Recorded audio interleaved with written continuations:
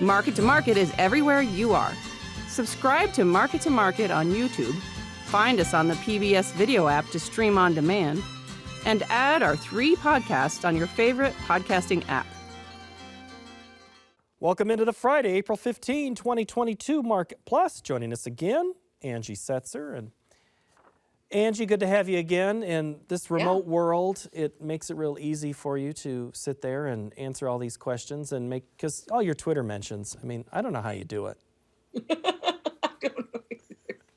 Uh-oh, I've got her laughing and I can't get her to answer a question. We've won already right there. Right. I want to start, we're going to get to cotton in a moment, but first this is a question a little bit about corn spreads. Chris in Omaha asked this on Twitter.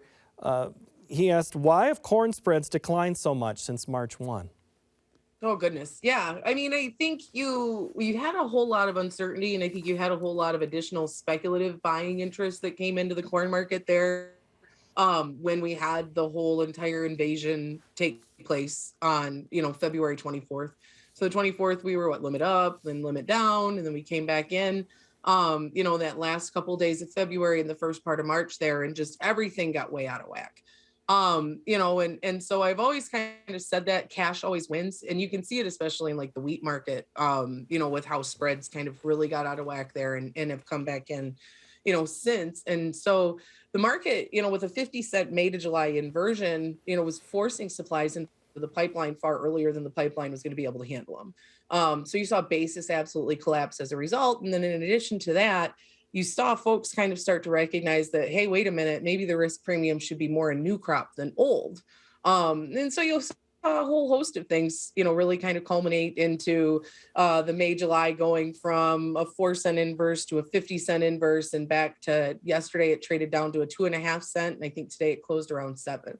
So it's just a lot of things that happen in the cash market combined with, speculative interest kind of unwinding to a certain extent. You kind of talked about this in our television side of this discussion where I was going to follow up and ask you, it seems like all the traditional rules, I'll put rules loosely in quotes, the guidelines of the way some things move and react have just, for the last at least 2 years, have been thrown out the window.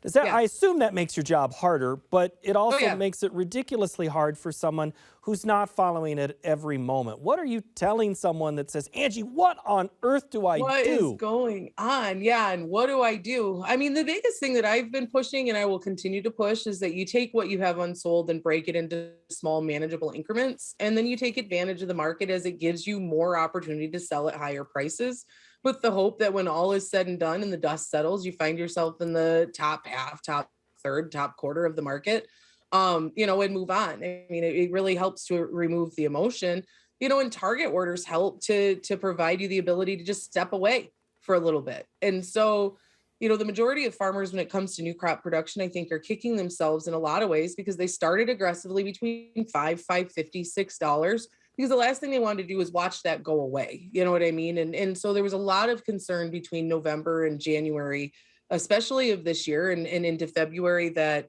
what happens if I pay this much for all of these inputs and this market does fall apart on me? We got to breathe a little easier once we got the crop insurance price set in place there, the tail end of February. It was $5.90. And we thought, great. And then people stopped. I mean, I would say that the majority of farmers right now probably have a good portion of their crop contracted between 5 and 6 and did very little between 6 and 7 because the time it took us to get there was extremely short. It was like a day, it seemed. Yeah. Basically, that's how I feel. But so now everyone's sitting here like, well, why would I sell anymore? I started at 5. It was wrong. I did some more at 5.50. It was, it's wrong. And I did some at 6 or 6.30 or whatever. And it was wrong. But the fact of the matter is, if you're only sitting on 20% sold, you have 80% of your crop that you're long on. And that gives you, if you do a 10% breakdown, 10% increment and do a 40-cent range, it still gives you a $4 high side between now and where we're at. That's $11 corn, and so to break stuff down into small pieces and take advantage of the market as it moves higher by using target orders, and you can spread them out and you can take breaks and you can do all kinds of different things. But you need to be looking at doing something if you're not sitting in a situation to where you've managed, and I get we have no idea. We haven't turned a wheel, and so you don't want to get much beyond half, right. So you're going to have to be measured. but you want to make sure you're not focusing on where this market goes and focusing more on what it means for your operation than anything else. Okay, well, one of the things for your operation is the high fertilizer prices, and Rugger was asking us, he asked you about 4 questions, and I picked one of them, sorry. You just had a lot of good ones, but this one, are soybeans going to have, or are they going to have oversupply issues due to fertilizer prices because people are flipping from corn to soybeans? Not in the front half of the year. If we have oversupply issues, it's going to be more the second half of next year. So it's not going to impact a grower. Because if we have too much, that's just going to be a basis issue. Yeah, it'll influence futures, but we're going to have to convince ourselves that South America has produced the crop after the disaster we had this year. So it's going to be more of a last half cash grain marketing year problem for next year. We're going to have a way to go before we feel comfortable with the global supply and demand situation after the last couple years. All right, so we have a global situation with cotton. It was a jump of 7.4% higher this week. What's going on there? Well, what isn't going on in cotton, right? In the Eastern Cotton Belt, you're too wet. In the Western Cotton Belt, you're too dry. Exports remain solid. And you still have the inflation trade. We still are looking to wear things and do things, especially if you have to go back in the office now and have to buy all new jeans because the ones you have are too tight. Not speaking from experience. But when it comes down to it, you've got to continue to keep the incentive in front of folks to plant when conditions are less than ideal. And right now you could say conditions are less than ideal for cotton planting in both parts of the country that plant cotton. Well, let's talk acreage because cotton was also part of this question with Mike in Carlton, Nebraska. How any acreage shifts from beans to corn since the latest WASDE? I haven't seen anyone say that they would go to beans versus corn. We've seen some folks say that they'll probably, maybe lean towards corn versus beans, or maybe they dispute the acreage number, but Mother Nature will have the final say in that. If we get to the end of May and we're still whatever, which I'm not even going to say it out loud, then maybe we do see some more switch over to beans. But for now, I think financial and $7 corn says a lot of words that $15 beans can't. So we'll just have to see what happens there. But yeah, I don't think since the last WASDE that's influenced much of anything. Sometimes when you say things like that, we can't say those words on television. I think we can say the ones you were referring to there. In this instance, you can, yeah. All right, let's talk about weather, though. Gary in Franksville, Wisconsin, he's had a couple of good questions here in a row, and this one keeps on that streak. With the 10-day forecast looking cool and damp, that could slow planting progress further. Mm-hmm. He says, do we start taking 1 to 2/10 of a bushel off the USDA corn yield yet? We're not there yet, but talk to me after Mother's Day. Let's see what we're looking at. We have a month window is what you're saying. Yeah, we have a few more weeks. We're still early. Now there could be places in the South that are like, wait, it's getting too late for me. And I get that part. But for the majority of the Corn Belt, the states that make up a good lion's share of the national yield, let's see where we're at the 10th of May. And then that'll be a conversation that we may want to start having. All right, let's take corn and move it into the livestock sector. I kind of had to fly through that a little bit. I need to follow up here with Bradley in Upland, Nebraska. His weather question's a little bit different, Angie. It is, did the mild winter in the plains decrease corn feed use for cattle and increase slaughter weights? It's possible. I think the old line's always been like you feed $7 corn with a teaspoon and you feed $3 corn with a scoop shovel. So I'm going to guess that everyone out there, no matter what the winter looked like, within, the parameters of good animal husbandry, because no one's going to cut corners when it comes to taking care of their animals. But could you see some adjustments made and things like that potentially? One of the concerns that you have is that you didn't really have much in the way of wheat, in the drier areas, you didn't have anywhere to really kind of graze, hay supplies are short, small grain supplies are short. You don't really have that substitution we would typically have when wheat was cheap.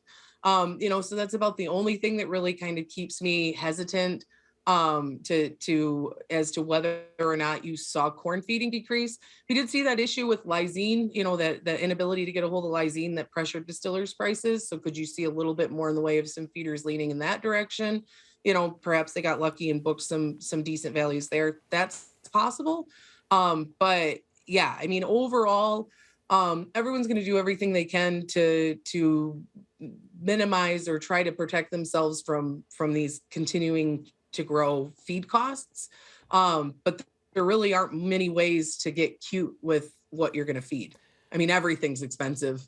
Right. Speaking of expensive, I mentioned this during the TV show. I think the average AAA, see, I knew the dog was going to make it. That's still not even on your best reel yet, Angie. The crude oil price, or I'm sorry, we're going to get to crude oil in a moment, but let's talk gas prices. $4.32, I think, was the average a month ago. Right now, we're just above $4. Crude oil went back above 100.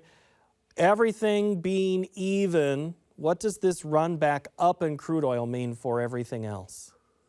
I think it just kind of continues to show, like we had talked about before, and my dog has an opinion about crude oil, so I apologize. Was that 2 barks for higher, I think I heard? I think so. I think she said she's bullish the lack of supply and the stagnant demand. But no, I mean, I think really when it comes down to it, inflation's not going anywhere. And so this inflation trade is going to stay prevalent in the market. We're going to stay supported. We haven't fixed our supply and demand issue in crude. We talked about bringing Iran production back in. If that nuclear deal got done, we haven't seen that. We're seeing the EU talk about phasing out gradually their need of Russian energy supplies, and so you're going to see kind of this continuation of strong prices until we figure out what the heck we're going to do about, the imbalance. I mean, we truly have an imbalance when it comes to supply and demand currently. From an overall standpoint. And now we're just waiting to see what kind of demand destruction we potentially see out of China, with the COVID lockdowns and things like that. But for now, you're going to see prices stay supported. All right. Angie Setzer, thank you so much. Appreciate your time. Good to see you. Thanks for having me. It's okay. Hank says hi. We knew that was going to happen, and it's okay. Thanks, Angie. The dogs say hi. I'm just glad it wasn't during the show. Right. So. And this makes the plus that much more entertaining. Yes. You always know I'm here for entertainment. That's right. We appreciate you guys having me. All right. Thanks, Angie. Thank you. All right. Before we go, I need to let you know about the guy that helps you. It's kind of funny that we have the dog barking. Audio is an important part of television. We know with the podcasts and what you watch on television, there's been one person who's been at the center of a lot of what you hear on Iowa PBS and Market to Market for almost 37 years. Jim Leisure, this is his last Market to Market show that he has been a part of. He mixes all the features that you hear to make sure everything does not distort or interrupt your viewing, in fact, enhances it. Jim has been a valuable asset to us here at the station, and we could not do what we've done for so many things here when it comes to audio and just in general without him. So Jim, best of luck to you in the future. And hopefully you can come back and listen, and don't go easy on us is how we make it sound in your absence. Next week, we are going to push through the potential pitfalls of urban farming, and Jeff French will sit right there and join us to break down the commodity markets. Thank you so very much for watching, and have a great week.